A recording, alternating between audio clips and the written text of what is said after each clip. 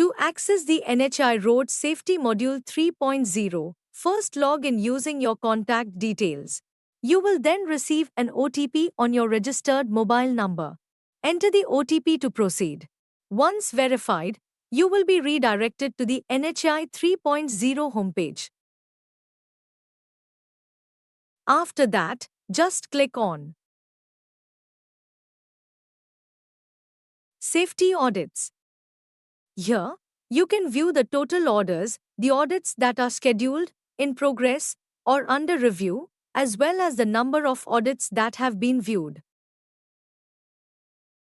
You can review the order details where all the observations they have created are available, or, if observations exist, you can also see their current stage, whether they are pending with the PO, assigned to the contractor, or in any other status.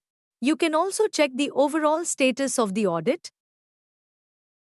If there is any issues raised, you can check it in the audit details. You can check the activity logs over here.